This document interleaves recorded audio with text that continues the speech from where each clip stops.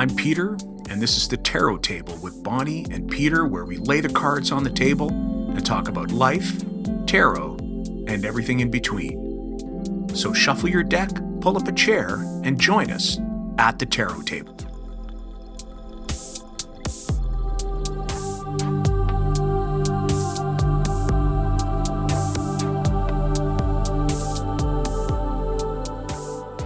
Hi, everyone, and welcome to the Tarot Table with Bonnie and Peter. Today, we actually have our first guest, our first invited guest to our podcast. We would like to welcome Janine Worthington. Now, Janine is a UK-based tarot practitioner. She's a presenter. She's the chair of TABI, which is the Tarot Association of the British Isles.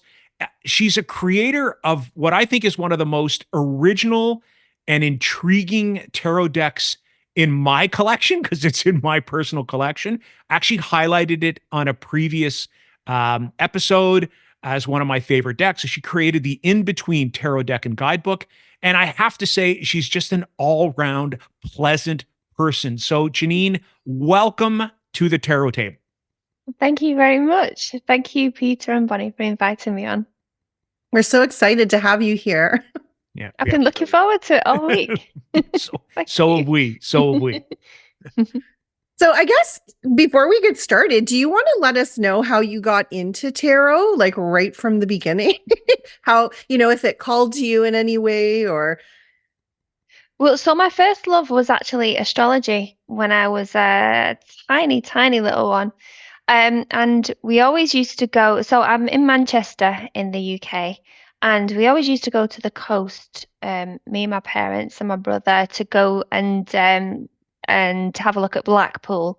Fantastic illuminations, we got these famous piers and everything. But what they did have was the Gypsy, they were called the Gypsy Rose or the Gypsy Lee tarot reading. They're like tents as you're walking down the front on the seafront. And I was fascinated by them as a kid. And I used to see astrology in big letters, tarot in big letters. And I used to wander onto the pier with these wanting to go in. And I was always told, no, you can't go in there. But they used to have tarot machines as well, where you could have a tarot reading, and then it would print out the little Rider-Waite cards on paper.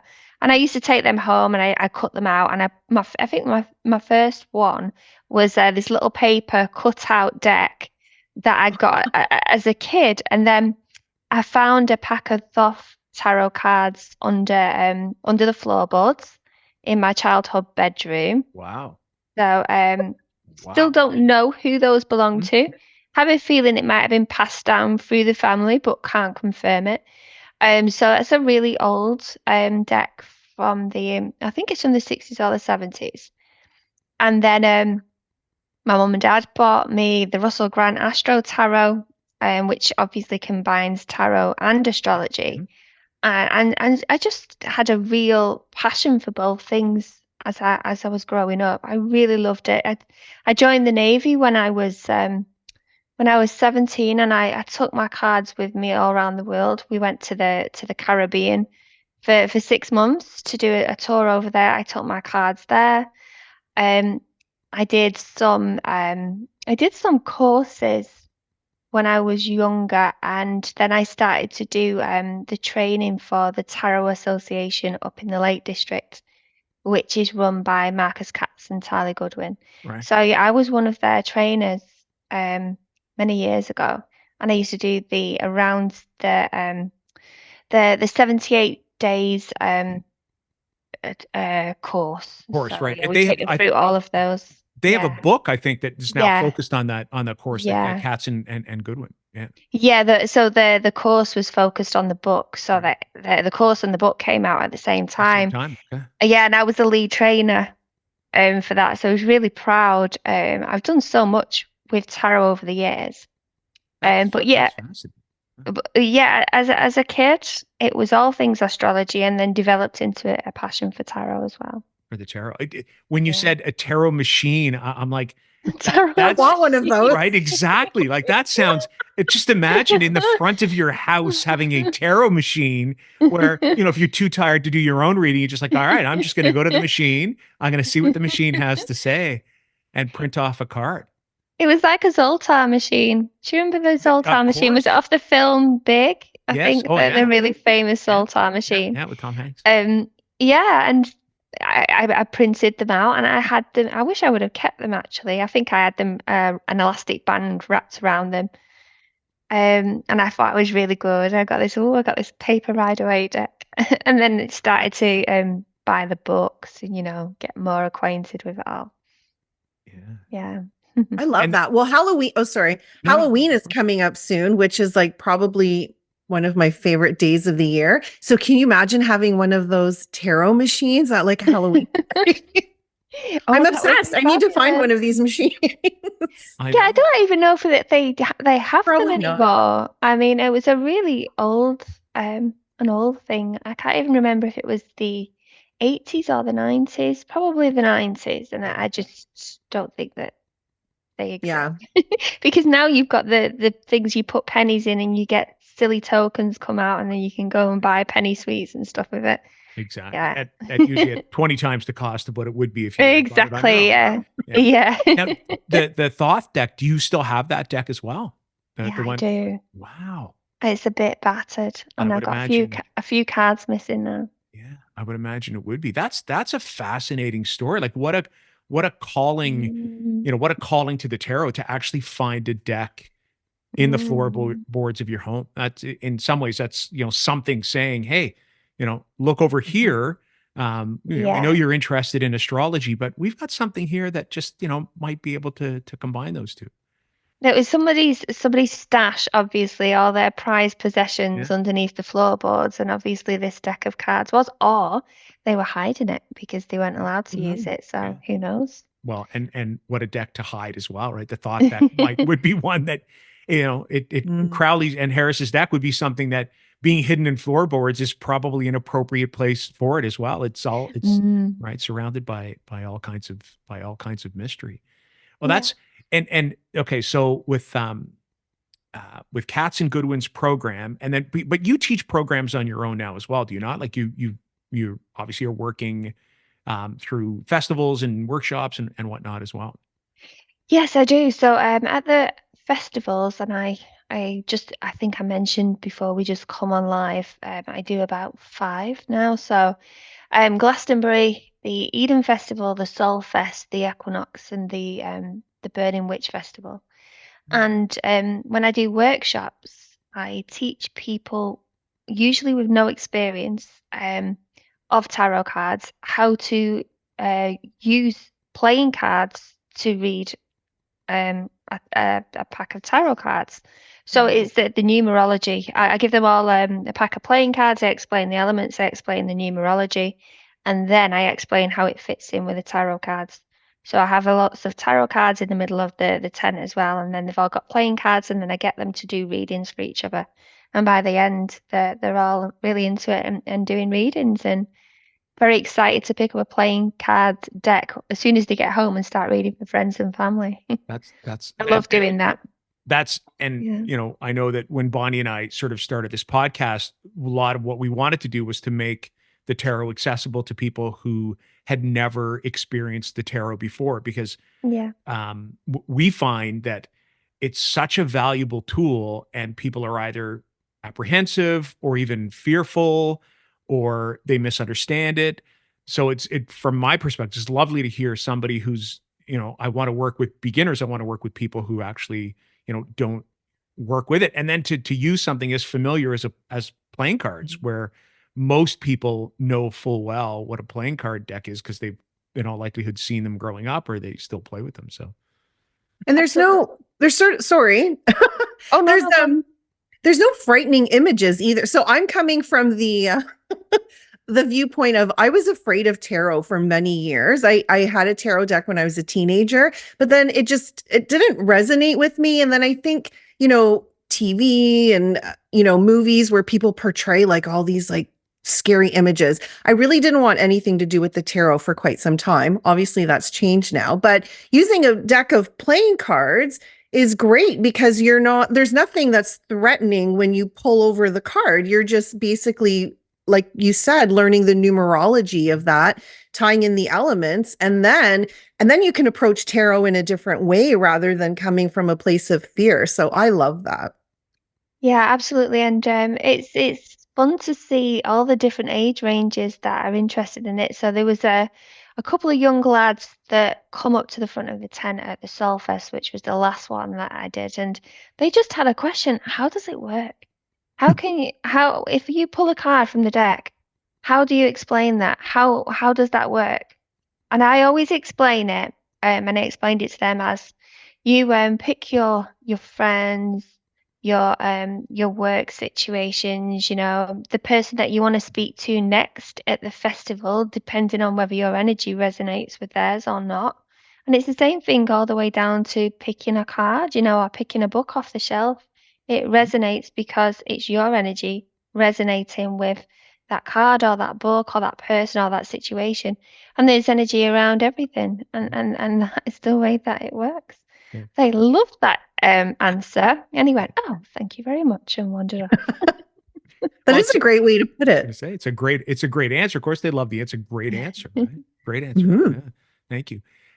So because I want to ask about the in between tarot, and so you worked obviously as a practitioner. You were working with the tarot. You were teaching for Katz and Goodwin, the Lakes District.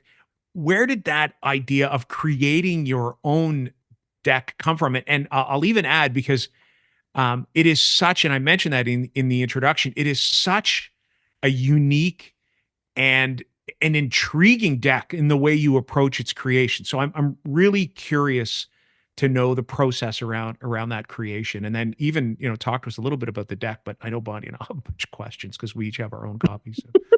We want you to teach us a whole class on it. Yeah, that's what. Which will probably be one of my questions. Like, do you actually teach a class about this deck? Well, so I woke up with that idea. It came in a dream, and it was around 2012, and I woke up with this idea, and I thought, oh, wow, that's different. How would that work? And then because I'm an Aries and I'm very much let's just do let's just do these things. Yeah, do these things.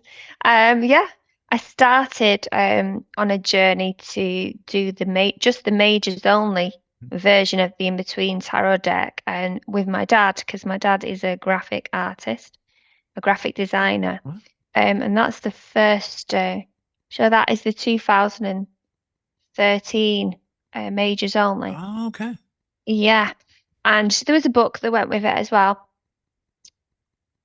And it was self-published. So we self-published this idea because it was brand new and because it was really a bit out there. Yeah. And I was a new fish in the tarot community back then. I hadn't had any other decks out before. So I remember presenting it at the Theatre by the Lake up in Keswick. So again, it was one of the tarot associations. They were called Tarot Professionals back then, or Tarosophy. And they've had like Mary Greer come over, all the other the big tarot creators, Corinne Kenner. And I remember stood at the front presenting my in-between tarot concept to some of the biggest tarot greats that are out there. And I was terrified. But they were so welcoming and said, "Oh, that's interesting. How are you going to do that?" And so I started talking about cyclic concepts, the fact that I was just going to do the majors only deck and then see where I would go from there. And yeah, got it out there in 2013. So I was really proud of that. And then Los Scarabeo asked me to do the full 78 card deck, which you can see behind me. And that was in 2000 and I think 2017 we had that conversation, and it was released in 2019. And I worked with Franco Rivoli, who's an Italian graphic designer, on that one. And we did the full 78 card deck. So The complicated thing is when you've got something like that, you think, oh, that's great. Yeah. But when you get into it, you're like, what am I going to do when I get to the world? Well, we'll make the world cycle back round to the Fool again. Yeah. So I was thinking about cyclic elemental families. So I've got a storyline behind each of the elements, the earth, air, fire, and water. And the storyline continues because it's the in between concepts, for example, of how you get from the Ten of Swords back round to the Ace of Swords again. It cycles back round again. You can see that within the storyline, how all of it connects together. And that's what I was interested in, those liminal spaces, those connecting points. Then when you get to the court cards, that's difficult again. So I used the same characters from the elemental storylines, and it's how you get from the from the king background to the page, for example. Okay, and you can see in the king to the page of swords, you can see the wise leader sat on the throne, handing down the sword to the younger page of swords. So passing on that knowledge, passing on the wisdom through generations. So yeah, I kept it all cyclic. Well, because I think it's funny you mentioned the world card. I think it's one of the most beautiful cards in the deck. Thank And you. it's really interesting because you have I think it expresses that idea of cyclical so well because Yeah. and I'm going by memory, so you're going to correct me if I'm wrong, but it's the circle on the ground. It's that lighted circle with what I think is supposed to be the character that would sit sort of inside the wreath of the world wearing the four elements and the young fool and it's almost like the world sort of passing on the energy of the world card to the fool. Like it's the space that sits in between the two. Funny that you mentioned the card because I was going to ask because when I look at the card too, I also because the other character, the young character that isn't carrying the fool's little pouch, has the four elements on their chest. I didn't know whether or not they also represent the step between the fool and the magician, where the four elements would be also. But that was kind of me. I'm like, I understand the four elements and the link of the four elements in the world card, and I thought, I wonder if if it's that space that goes on the other side of the fool as well, and whether it's a precursor to the magician that's going to kind of come almost like a teaser that, okay, well, yeah, the fool is coming, but you know what? That next step in the cycle is also the magician. I don't know. Nice. Could be just me making stuff up too. I don't know. No, I like that. That's nice. There wasn't, yeah, I didn't exactly have that in mind, but I do like that. But that's the beauty of how you can use it to put your own intuitional stamp on it. I didn't want it to be, well, I wanted to break away from cold reading one card at a time. So I wanted people to think about, oh, what does this liminal space look like? What would it look like, if you go from the world to the fool? Right. What would it look like if you go from the fool and step off the cliff into the energy of the magician? I want everybody to start thinking about those liminal spaces. So that's exactly what I intended. That's perfect. Thank you. Oh no, And look. what I love what you've done as well with the minors is because you keep the same storyline, that really helps people understand the progression of the cards, right? So I think that's brilliant. I wish more tarot deck creators did that because it makes so much sense because it is a story and you're going from, the ace to the two, right? So even though you're bringing in that liminal space, it still helps people understand the progression of that story so that you can be like, oh, okay, yeah, I know where this is going next. So I think that's brilliant. So bravo for doing that. Oh, thank you. And it helps you relate it to day-to-day life, doesn't it? I mean, we can step into some of those storylines and perhaps we can relate to some of the activity that's going in.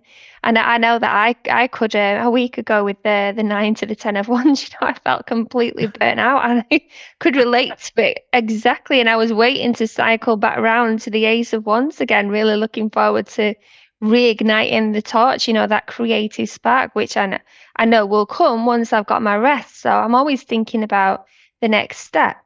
Yeah. And the cards as well, though, I think they do, I won't say they lend hope, but because they blend the energy, I think of some cards that would have been traditionally challenging, like the fives in most of the suits, or something like the Nine of Swords, where you, because the energy of the card kind of sits in between, well, it has elements of one, elements of the other, and then it kind of creates its own card with the element of both, that that you can so if you're sitting with the five, and it's the five to the six, then you've got that you've got the energy of sort of the next step coming. You're not sort of stuck in, I don't know if I'm wording it well. I hope you understand where I'm going, but you're not necessarily stuck in the single iteration of the card. You actually have sort of, I'll say, even three cards, because I think you talk about that in your Three cards guidebook, in where one. Yeah. you've got the card on the one side, the card on the other, and then the card that's Yeah. really created with the combination of the two. Yeah, absolutely. And I was a bit of a rebel. Low Scarabeo wanted me to stick with the Rider-Waite theme, and I refused. Well, it's a theme that's been done. Yeah. Like, if you think about it, this is a deck that's, what, 115 years old. The theme has Mm. been, of the Rider Waite, has been done and done and done and done again. And Yeah, so then, I'm glad I didn't. no, well, I think we all Yeah. are. And even different iterations. Like, I think about the Tarot of the New Vision, which is, Mm, the Rider Waite Smith looking at it from the other perspective. You mentioned Corinne Kenner. She's got two decks.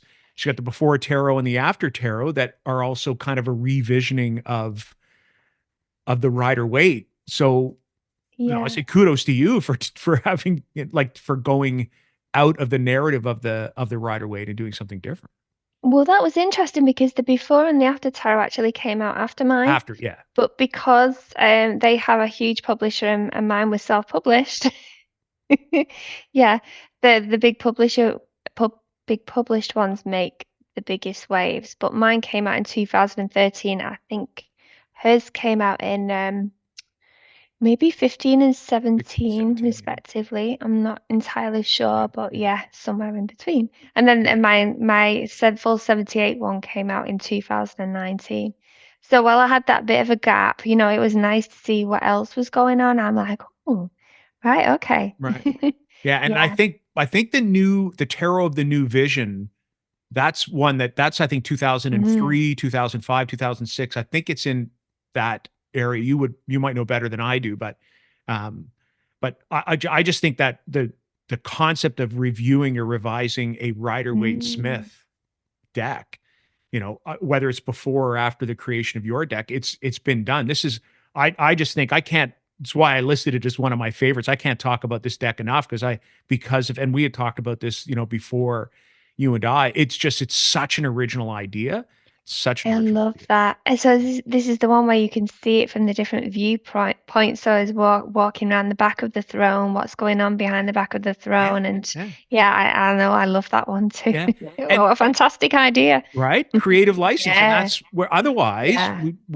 there are thousands and thousands of decks out there, and how many different themes can you do to just sort of change the Rider Waite? This is a really It was interesting, very clever that, yeah. yeah, right, Love just that. fresh, Yeah. and yours as well, like a fresh look on a tarot deck. That's, Thank you. yeah. Well, when I went into the full 78 card deck, I insisted on keeping a few of the cards the same.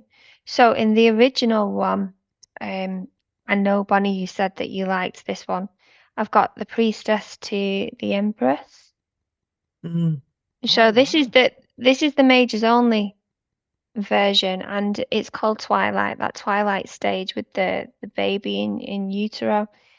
So it's the energy of the High Priestess being very integral with the energy of the moon, and then the coming out into the light with the energy of the Empress, and the butterflies with the transformation. And I wanted to keep this one the same going into the 78 card deck. So you'll recognize this one, although it's a little slightly different. The other one is the box, the one you can see behind, but this was the original in the Mages only. So this was called Crusades. They all had right. titles. Low Scarabeo didn't want the titles in the 78 card deck, so removed the titles, and also put an index at the bottom. Mm. And that's for shuffling reasons, because it's complex when you've got 2 cards on either side. Right. So if you wanted to reorder your deck, you can do it that way.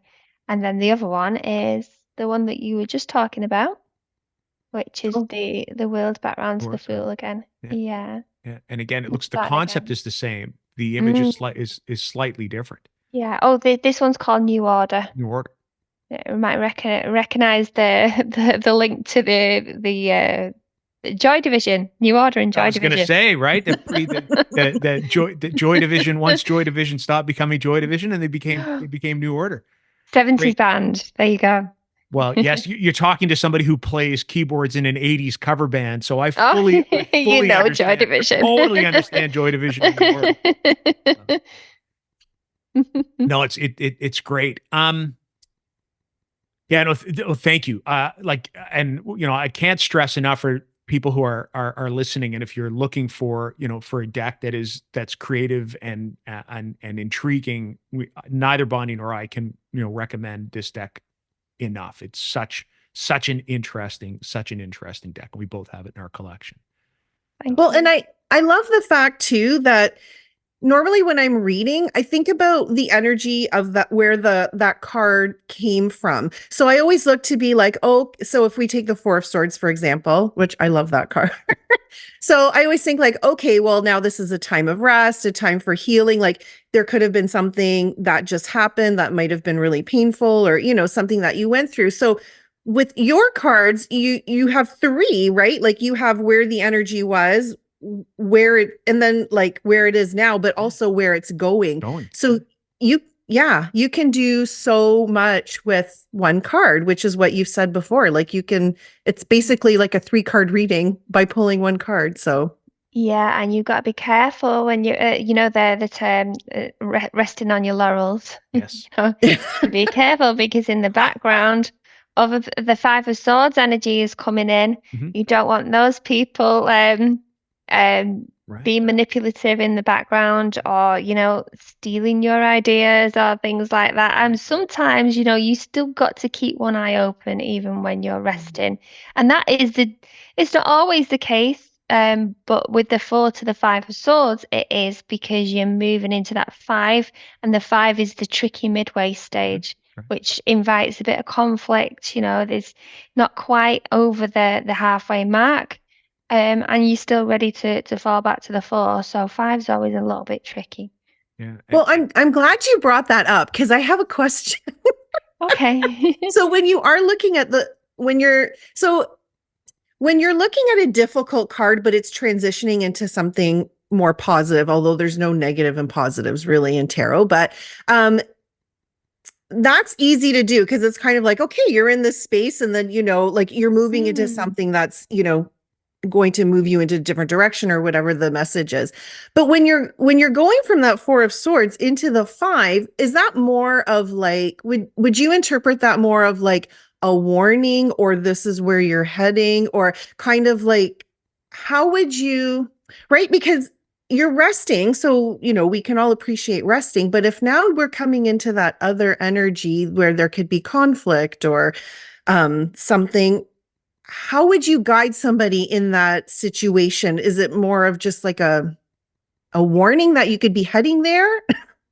Do you know what I'm saying? I don't know if my question makes sense. A little bit of a heads up, really. Okay. So, I mean, people make a really big deal about Mercury retrograde, but to be honest, you just know that the energy is just going to be a bit tricky, and that as long as you're organized and you've got everything sorted out beforehand, all your comms are spot on, double check everything, you can head through it. So it's just a bit of a, yeah, I like that, a warning or a heads up, that there may be some things that you need to look out for that you might not have considered, because we can't, well, I haven't got the luxury of just switching off and forgetting the rest of my life. I can't do that. I couldn't do that, especially not with the responsibility of TABI as well. So I've got to make sure that I am organized for the next step. And I pulled that for somebody at the weekend as well. And they had gone off, but they were aware of things that they needed to stay focused on at work, and they knew what that was about. They said, yeah, I've got to be careful because there are some influences in the background that are watching what I'm doing, so I've still got to make sure that I'm on it. So yeah, we just had a really good chat about that and how, transitioning. But perhaps they just needed to ride the wave of those tricky fives. And Yeah. we all know that the tricky fives always succeed the stable fours as well. So that it's not like that energy is unique. It actually exists in all the suits. No, Yeah. right. Absolutely. Yeah. And like you said, the four is stability, it's structure, that you got the Structure, 4 exactly. points like a house. Yeah. It's that security, stability. Well, and with the Four of Swords, you talk about rest, and I always talk about that as being stability of mind, that stability of that air element, where we are trying to place our mind at a stable spot, but knowing full well that things like conflict, that come from the five or from other cards as well. It's not like it goes away. It's not like our ability to be able to sort of still ourselves or still our minds causes the conflict to go for an indefinite period of time. It's still there, lurking in the background. The 4 can feel protective, but once you go out of that house into the world, you've got all kinds of things to deal with. I went out and nearly got hit by another car. Actually, it was a horse box. It was a full-on horse box van. Really? And I was cycling. Yeah, and she tried to crush me into the pavement, and she saw I was there. I know she saw I was there. There are people out there that, for example, this is one example. Cyclists hate cyclists, really want to make things difficult for cyclists on the road.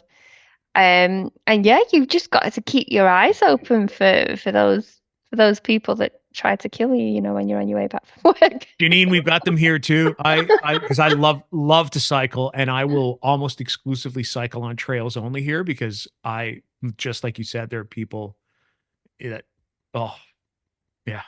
She was a 5 of swords, and I turned around. I turned around, not for a long period of time because I was concentrating, but I turned around and I pointed at her and I went, dangerous. Oh, just the one word. I just went, dangerous. She couldn't hear what I said. She was a 5 of sword. Yeah. You tell her that too. 5 of swords. Dangerous. Dangerous. 5 of swords. Go back into my 4. Yeah. Get back in my house quick. Right? 4s are nice. They're a nice spot to be. They're a safe place to be. It's like that little that little security blanket. When you were talking, you mentioned the responsibilities you have with TABI. Yes. I'm sure people who are listening would be curious to know, what is TABI, and I know I'd introduce you as the chair of TABI, but we changed the name of it now. So it was the Tarot Association of the British Isles, but it's the Tarot Association for British and international members. So we were global before, but we've gone even more so now. We've got a huge increase in uptake in membership, and we're doing lots of new and innovative things. Like we've taken on the TABI Carter Awards, which people may have seen across social media. So we had 100 people enter, deck creators and book creators of Tarot and Oracle from across the world. And everybody was competing, and we've got a team of international judges, 10 categories, so best tarot deck, best oracle deck, and everything, shortlisted down to 10, and then we had the winner and then the 2 runners up, and we announced them at our summer conference, which we do in Manchester for 2 days. So there's a lot to TABI. We're an online association as well, so we do tarot courses, beginners and intermediate courses. They're free with the membership. We have got a bank of free readers that do readings for people who want free readings. A member of the public, for example, could just submit a question, and then one of our free readers will answer the question. And it's been going since 2001. So lots and lots of experience. We've got this huge forum with every single topic that you can imagine around astrology, tarot, etc. And we've got a podcast now. We've got TABI Podcast World. So we do all sorts of things. Yeah, it's huge I recently joined. I recently joined. I joined just a few weeks ago, just because. Right. And my apologies. old school, have been around the tarot for a little while. And to me, I remember it being known as the Tarot Association of the British Isles. So It's but fine. British and Yeah. International makes an awful lot more sense since it is open to international. As a matter of fact, I think there's a workshop coming up with Erica Erica Robinson. Robinson. Yeah. We're actually attending a workshop close-ish to where we Yeah. live, and she's also going to be teaching her Le Normand Excellent. workshop there as well. She'll be there. Sasha Graham will be there as well, which, Lenormands. Yeah. yeah. Amazing. So I know, I saw some of the workshops as well, and some of the monthly chats some of the monthly open chats that are there. The one with the Thoth chat, I think it's on Tuesdays as well. That kind of comes up. Yeah. No, We've got Talk Tarot every month on Zoom, and we've got Thoth Thursday every month on Zoom, and then we've got Marseille Monday every month. So these are really popular groups that people drop into to learn, and we've got our facilitators, and we have good fun on there as well. Yeah. Okay.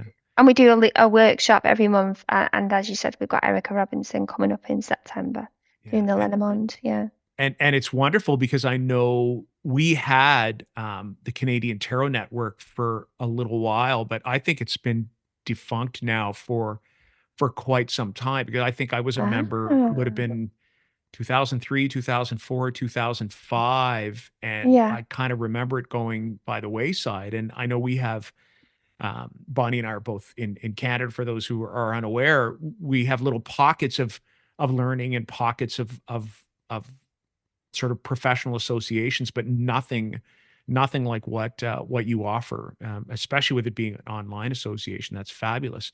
The other thing, though, Bonnie, is we're going to have to go out then to one of the conferences. We'll have to make a road trip. Yeah. Yes, I would love that. Oh, that'd be amazing. We had a Russell Grant headlining last year.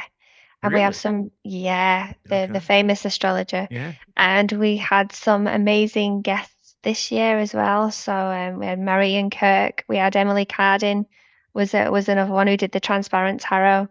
You were just talking. You mean? Oh my gosh, Peter was just talking about that. Oh yeah, she's got a transparent oracle now as well. So, I was just talking about it because we were talking about innovative approaches to to tarot, and again, I used it as an example when Bonnie and I were kind of prepping. I said, it's again a deck that sort of takes elements of the Rider-Waite images and really just transform how you look at them, even geometrically. The way cards are sort of laid out. That would have been so clever, amazing workshops. Yeah, she was fantastic, and she's an actress as well, so she does a lot around the UK. I think she's been up in Edinburgh actually doing some kind of a film festival. But there's some fantastic people, that you get to meet as being part of this tarot community. I love it, and I love being the chair. I do love doing that. Now, how long have you been chair for? 2 years. 2 years. Yeah. Well, and sorry. No, please go. No. Oh, well, I just said yes again. You had mentioned, you had talked about, when you first went into the kind of tarot space, how approachable people are. And I'm always amazed because you had mentioned Corinne Kenner, and I had an encounter with her at an astrology conference of all places. And I was like starstruck because I knew exactly who she was. I had her Tarot for Writers book, and we were sitting and just chatting at the same table. And she says, "Oh, well, why don't we exchange tarot readings?" And of course, in the back of my mind, I'm going, "Yeah, I'm going to do a tarot reading for Corinne Kenner, sure." But sure enough, it was just a really wonderful, genuine experience, lovely. and exceptionally approachable. Yeah. The people who, you would say are the stars of the tarot community, are extremely, for the most part, are extremely approachable, And imagine I had to pitch to her my concept all that time ago. Right? Yeah, you were saying that's what made me think of it. I was like, oh my goodness, yeah. But you did it. See, you faced your fear.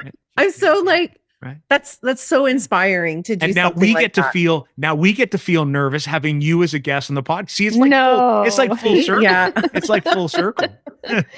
No, I don't think I make people nervous. No, you don't make people nervous. It's I'm... more, I think it's Oh, more you're the supposed to idea. say no. No, you don't. That's what I said. You do not make people nervous. That's not it at all. It's the, No. it's the idea of someone, I'll say of your stature and recognition. It's probably more along that line. If I can be, Oh, thank that you. idea of fanboy. It's like, oh my goodness, look, we got a deck here. More Well, that idea. we went online and had a chat, didn't we?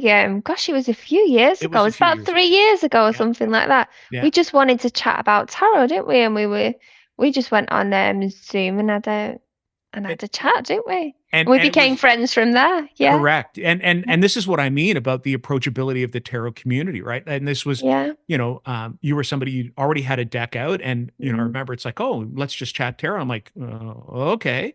We must have had half a dozen conversations over the period of Yeah, time, just talking about tarot and stuff. And this is what I mean when I tell people who are listening, like the tarot community really is a very supportive and very, it is. very approachable community. So It is. Yeah, yeah. absolutely. Janine, oh, sorry, go ahead. No, No, go I on. just totally cut you I off. don't know where I was going with that, so go on. I was gonna say, do you have any practical tips for like how to use your cards other than just for readings? Because Peter and I like to sometimes give examples of ways that we can use the cards in everyday life that maybe are not just about I mean, it still can be in that reading family, but like, would you suggest something, or is there something that you use the tarot for that wouldn't just be about doing a reading for yourself or somebody else? Well, I like using them for journaling prompts and also for meditation as well. I did the Mhm. Fool's Journey not that long ago.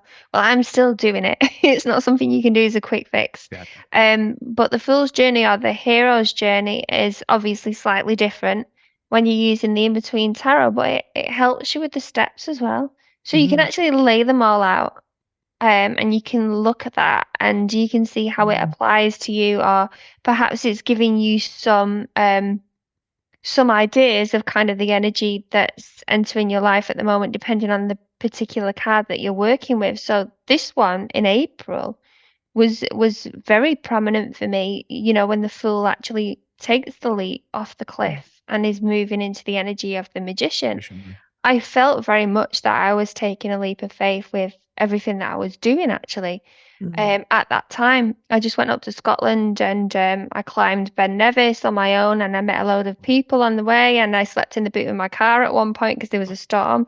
And it was a real random Fool into the Magician kind of moment, getting getting back into your skin, getting back into who you're meant to be, getting back on your pathway, so you can use it for really big, important transitions in your life. Yeah. Yeah, I love that. And when I got your deck, I try to do this with most decks that I get, but with yours, I would not shuffle it until I laid every single card out so that I could look at it in Oh. sequence. Oh, fantastic. Yeah, so I had to restrain myself because I'm like, I just want to shuffle them and start pulling cards. But I'm like, I can't. I need to look at everything in sequential order. So Well, Do you like the suffragette theme in the Pentacles? yes. Yes. Somebody said that I was a bit political, and I disagree, because I think that the suffragettes worked incredibly hard for everything that they got, including the vote. At one point they didn't have their own children. The children were under the supervision of the father. So everything that they got, they were incredibly hard to do, and the material things as well. So that's why I wanted to put it under the pentacles, or the coins, like as I've called it, the suit of coins. Yeah. Oh, Sorry. sorry. No, I was just going to say, I love it. Oh, thank you. Yeah, I think that's one of my favorite storylines, actually.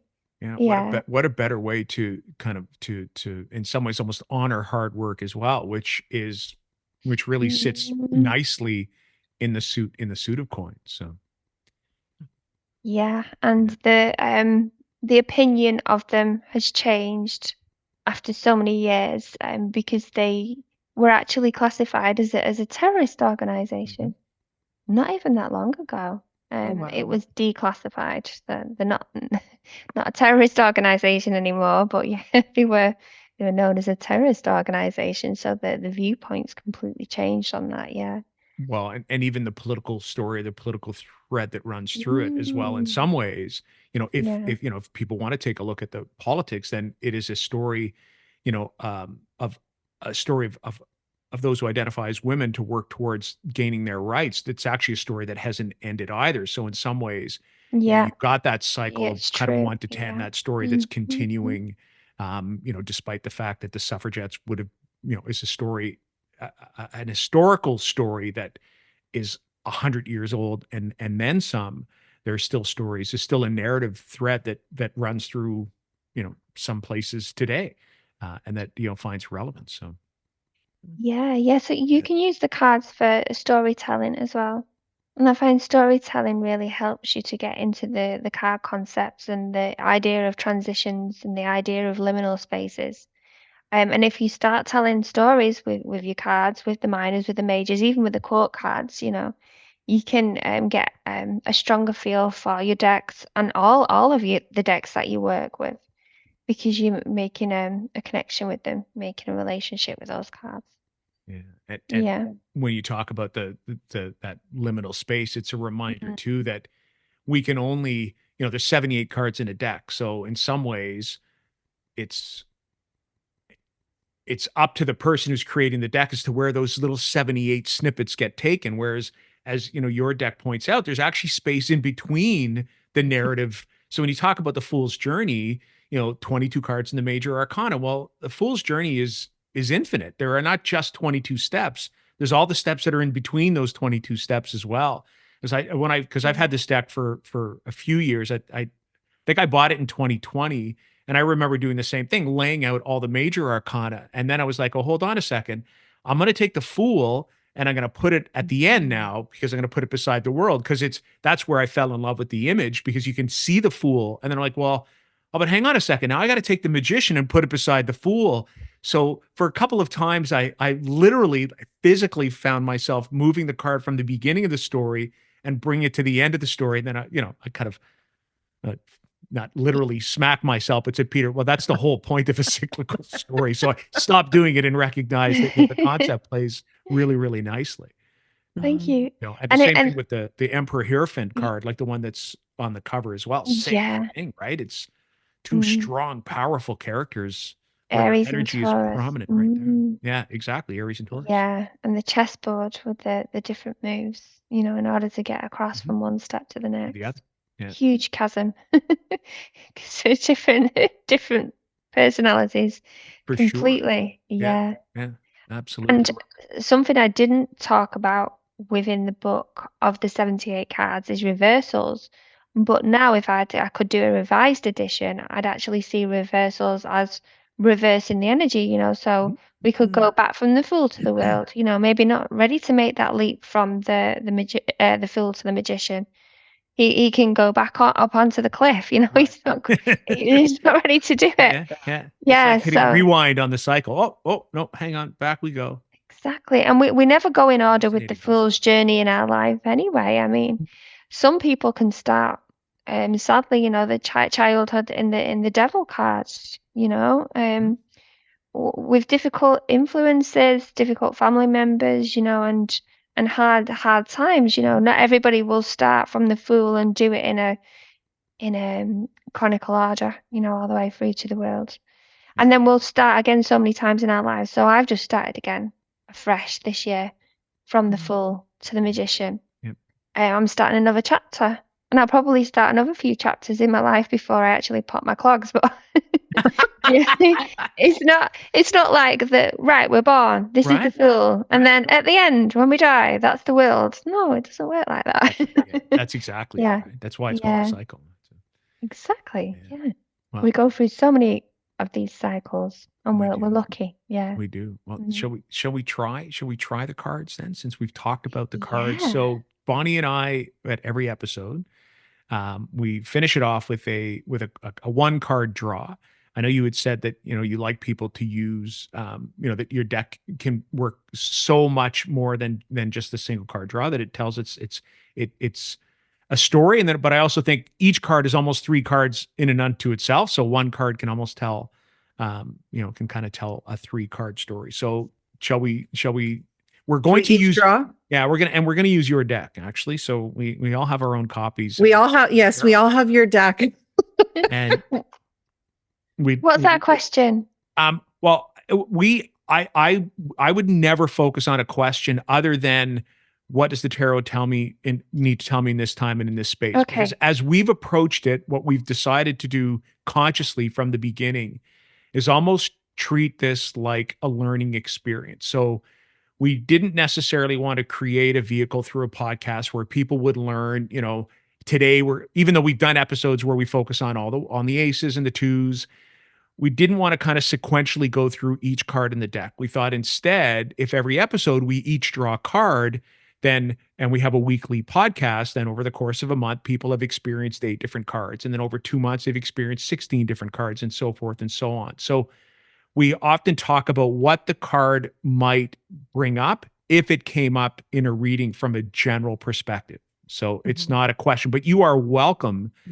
You are welcome. Do you have a question? If you have a question, you are welcome to focus on a question. No, I'm just going to see what comes up actually. Okay. Yeah.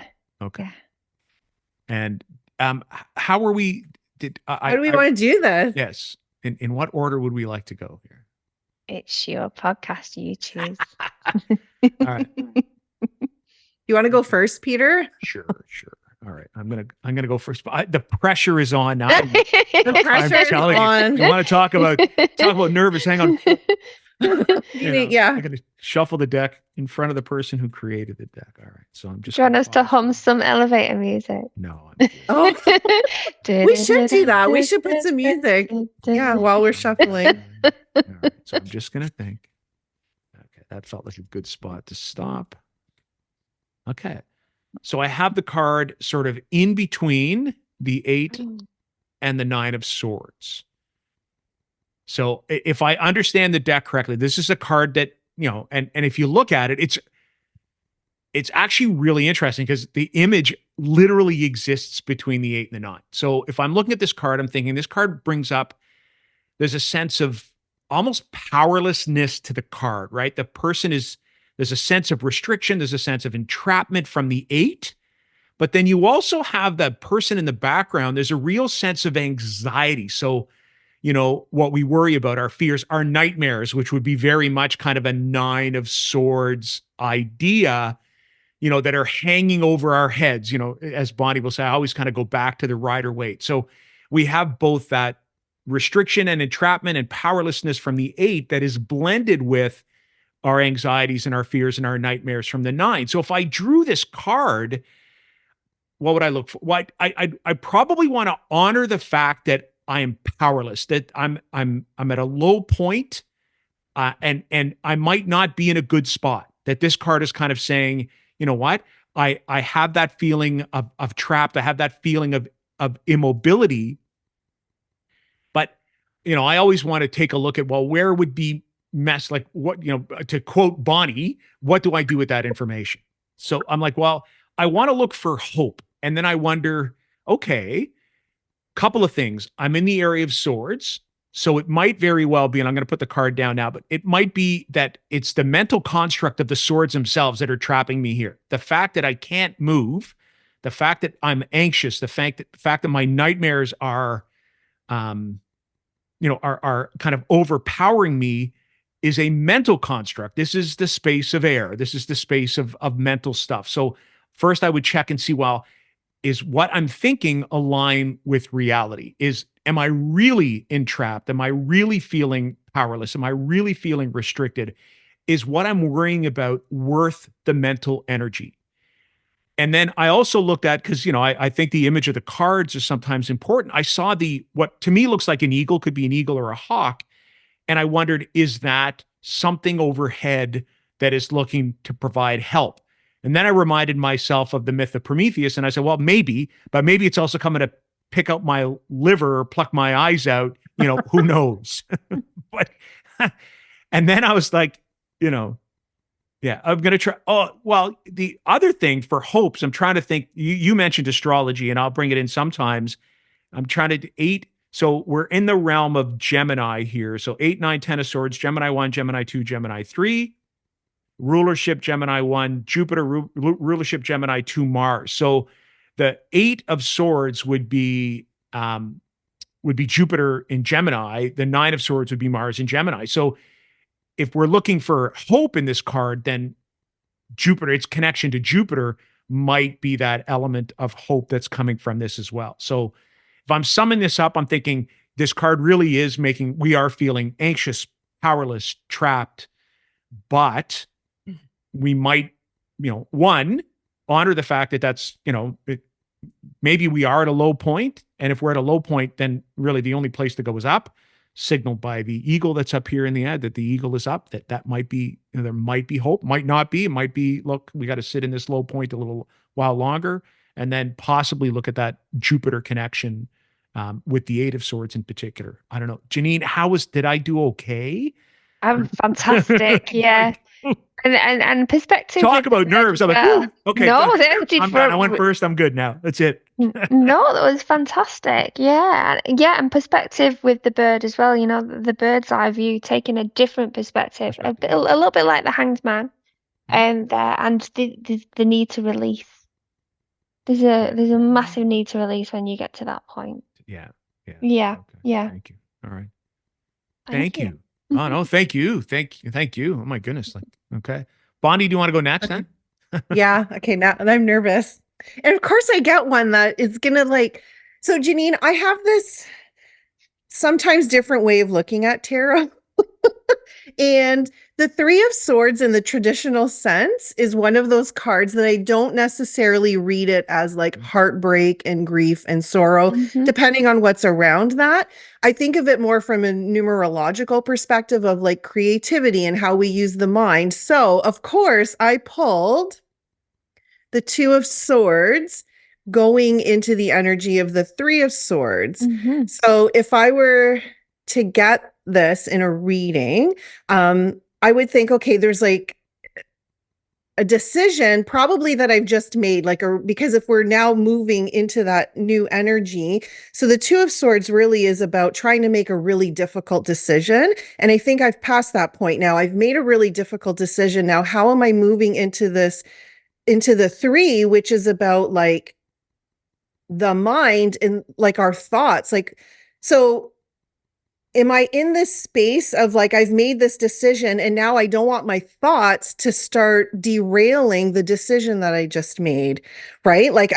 Right? Because if we think about the 3 of swords, I often think about that as what is the sorrow that I'm causing myself by the thoughts that I'm creating in my own mind, right? Yeah. So, and again, if we're looking at this from almost a warning, okay, go with this decision that you've made because it was really tough to get there. And now don't let those ideas or your thoughts or the way that you're speaking to yourself take you away from this decision that you just made. Is that? Absolutely. We're both asking, going, I know, we're okay? Can I get it right? No, but are you going to mark me? It's like a year 5 going up to the blackboard. Did I do it okay? but that's the whole idea. Yeah, you and that's brilliant because you're using your intuition with it and your particular viewpoint on how the 3 should be. That's great. It's supposed to be a guide into how you would transition that energy. And yeah, the 2, obviously you're making 2 choices. They can be difficult with the swords. You can see the person obviously marching into battle there. So that's the consequences of our decision. We've got to accept that there's going to be the rough with the smooth, and absolutely we've got to deal with these things coming in. So it's brave in a way. That little bit of an in-between stage, that liminal space, the bravery of having to step forward into the consequences of what we've chosen, and hopefully we've made the right choice. Yeah.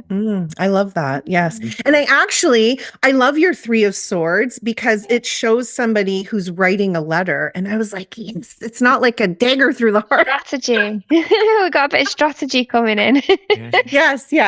Right. He's writing about, not a letter, but the strategy. So yeah, no, but yeah, it's communication, isn't it? Yeah. Right. Yeah, absolutely. Yeah. Yeah. And we talk about, there's another modern deck that does that same idea, that idea of communication and writing with the Three of Swords. And that's Joanna's Diane Tarot deck as well, which Okay. has the same thing, has somebody sitting down writing. Now they've got the Three of Swords and the Rider Waite tucked underneath their journal, but they're sitting down doing exactly that. They're writing. So, Right. yeah. Fantastic. Wow. Oh, So so much there's learning. 2 cards and, I know. I've learned tons. on both swords. Well, let's see what I get. Okay. Yeah, both swords. Nice. Okay. Oh man, there's a lot of pressure on me. No, we're excited. This is like, it's like Christmas morning for us. Oh, the Lovers to the Oh, Chariot. Chariot, yeah. Okay. Yeah. So I love this one because we've got Gemini coming in with the Lovers. Yep. So this is all about communication. Okay, the communication with loved ones, making important choices, important decisions. And the communication aspect of it is essential there. Moving forward into the Chariot, and that emphasis on moving forward, because it is forward movement. We've got that protective energy of Cancer as well. So combined, we've got a family there. You can see the family and the protective side of it, and all that communication around big important choices, because they've got a decision to make. What is their forward movement? Are they going to move? Things can't be stagnant anymore. They've got to take things forward within their lives, and so this is taking into consideration the important people around you. What are you going to do? What is your next move going to be? I'm actually having to, I'm moving from the house that I'm in at the moment with my daughter, and we're going to move back with family that need our support at the moment. So this would be the epitome of that. Wow. It's forward movement, but we are considering the needs of the important people around us, and it is a massive choice, and it is going to have important ramifications, but it won't be without its difficulties as well. There will be times where we will struggle, where we'll have to pull everybody back into this in-between stage and say, okay, let's talk this through. Okay, this is where we're going. We need to all be on the same page with this. So there's an element of responsibility within this card as well. Protection, responsibility, and forward movement. There's a lot going on. And both, and that's like Gemini concepts and Cancer concepts as well. That both protection and communication, those pieces that blend so nicely together with those 2 cards. I get it, because my moon's in Gemini, so it gives me the want to teach, the want to talk, to communicate different ideas and everything, different points of view. But the Cancer is my rising sign, so the caring aspect, the protection aspect, needing to have that comfortable space, where we feel grounded and where we've got our loved ones around us. So Gemini and Cancer coming together. And you said so, and again, the signs which are of particular importance to 2 important aspects in your chart as well. If you said your rising and your moon sign, those are 2 pretty big things in a birth chart. So. Yeah, absolutely, and they don't always get on. Well, my Aries sun goes off on adventures. Oh wow! My so you got Aries, Gemini, Cancer. Yeah, well, the Cancer rising is terrified, doesn't want to meet new people, is really scared, and the Aries goes, what? Come on. drags the Cancer rising along for the ride and says, this is my friend Cancer rising. Just make friends with her. She can be difficult sometimes. Cancer rising just goes right back into its shell. It's like that. And then Gemini moon does the running commentary because finds it hilarious and just does all the jokes, the bad jokes and everything, because she thinks it's really funny to watch it all play out. That is hilarious. That is hilarious. One of these days we had said we're going to do an episode on the astrology kind of linked to the tarot. So we'll have to invite you back if we ever do that. So yeah, I'd love that. Yeah. What is your big 3, both of you? What have you got? Bonnie, do you want to go? Do you know your chart well enough to know your big 3? Yes, I'm okay, but I might say this wrong because I'm not that proficient in my astrology. So I'm Libra sun, Libra rising, and moon in Wow. Pisces. Yep. Oh, that's All right. lovely. Yeah. It is? Yeah. Yeah, I love that. Yeah. But balance and compassion. Yeah. It's And nice. Yeah, and lots of tears. Oh, yeah. a lot of water. Yeah. You're Yes. it's interesting because you're a double kind of sun rising, and so am I. So I'm sun in Scorpio, Scorpio rising, moon in Cancer. Oh, I know. So wow. it's for me, it's I refer to my chart as water everywhere. That's intense. It is intense. It's That's pretty an intense. I always say thank goodness for Cancer moon, because I think if it was like, Scorpio, and Scorpio, well, one, I'd be doing a podcast all by myself. I'd probably be doing it for about 3.5 hours, and we'd be talking about all the esoteric stuff that needed to be talked about, right? And then I would cry from time to time. Oh, do you cry too, Peter? That's good. I really do. I really That's- do. Yeah. And that's probably, yeah. And sometimes, ugly crying, which that would be the Oh, I do Scorpio. lots of ugly crying. I do. Oh, I cried at an episode of Lost. I'm just letting it all out now. That's well, yeah. And you said no, you didn't say it wasn't Cancer moon. Sorry, it was the Gemini Gemini moon. rising Gemini rising. finds the humor in Right. situations. You said no. You have Cancer moon. Sorry, no. Oh my gosh, Cancer rising, and Cancer it's my rising Gemini and moon. Gemini moon. So yeah, Gemini moon, the wants and needs. Yeah, and I love the communication aspect of it, but Yes. really likes the sense of humor. And interesting as well that that almost spiritual side of the moon, that the tarot could fall inside of that, and that you teach and talk, and write about that very moon-like aspect as well, which is Yeah. very, very Gemini-like. So Yeah, yeah, absolutely. interesting. And all of those glitter in the cards as well, because I put the astrology in there with the in-between tarot because Yes, I love and it. those of us who are, astrologically inclined absolutely appreciate that too. Oh, So good. it's fantastic. So, what we often finish off with, Janine, is an opportunity for you to let people know where they can find you, what kind of things you might have coming up in the next little while. And so we'll do that. Where can people find you, and what have you got coming up in the next little bit?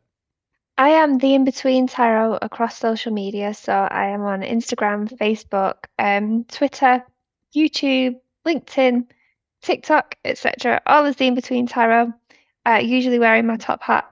And I have a few more festivals left from the UK festival season. And so I'm really focusing on them. I'd like to get back into my writing again soon. But and I did a paper for my master's. It was tarot and counseling combined. So I want to get into the real psychological side of using tarot as a tool for counseling. So I'm going to get back into writing my book soon once I get a quiet period. I've got another deck of cards in mind that I want to start creating, but it's not going to be till next year because I've just not got the time. And other than that, I'm facilitating lives and things with TABI and running conferences and stuff. So I'm super busy, but you'll see me popping up here and there. Excellent. Well, thank you so much, and I'll get Bonnie and I'll kind of explain, where people can find us, and then we'll sign things off. So, Bonnie, do you want to go ahead or? Sure. People can find me at my website. That's probably the easiest spot, which is breathewithbonnie.com. I'm also on Instagram, but not very much. So that's where I need to grow in my social media presence. So, but if you want to follow me on Instagram, you can follow me at Breathe with Bonnie, or go to my website, breathewithbonnie.com. And usually I post everything that I'm doing on there. So how about you, Peter? Do you have anything exciting coming up? Well, yeah, I do. Peter White Tarot on Instagram, YouTube, Facebook. And then actually, when we launch this podcast, I will be in the middle of my official launch for my new peterwhitetarot.com website. So I'm offering discounts on my courses. I'm also offering something called the Taste of Tarot. So that's for people who have never had a reading with me, I'd even say if you've never had a tarot reading before, this is an opportunity to get 30 minutes of tarot for 30 Canadian dollars. So I'd call it, kind of a 30 for 30, available only for 10 days. So I think it goes until September the 8th. And I'm doing that sort of as a launch special on the website, along with coupon codes for 20% off of my of my courses. So launch 20 is the code as well. So yeah, lots of big stuff that's going on for me. So thank you. Awesome. Okay, I just wanted to say as well, I've still got hard copies of my Oracle deck of Bridges for sale at the moment, which is my newest deck. So if anybody wants a signed Oracle deck of Bridges, you can DM, get in touch, and I'm sending them out around the world. So, yeah. Bonnie's eyes, I don't know if you can see them. Is that would you use that deck with the in between tarot? Like, are the concepts similar, or is it like something that's completely different? Oh gosh, I don't want to take up too much of your time, but they've got different color backs, so they sit in blue for emotions, so it's similar. Yellow for the mind, brown for the physical body, and then purple for the spirit. And then you shuffle each mini pack and then have a see what you need to concentrate on for your day. But I also use them as clarifiers with the tarot cards as well. Oh, Yeah. I have a little problem with tarot, with like Oracle Tarot cards, tarot deck, and I just took a Lenormand course, so I'm going to go down that rabbit hole, I'm sure, eventually. That looks amazing. Oh, thank you. Thank you.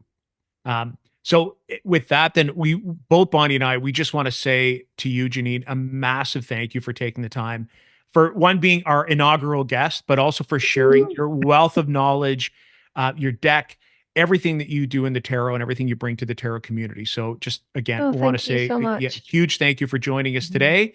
Everybody else, if you like what you're hearing, please hit that like button, hit that subscribe button, comment on whatever platform you're watching. And we just want to say a massive thank you again to you, Janine, and to everybody else for joining us at the tarot table. So long, everyone. Thank you very much. Thanks. Take care, everybody. Thanks, Bonnie. Thanks, Peter. Thanks. Bye-bye. Thank you. Bye.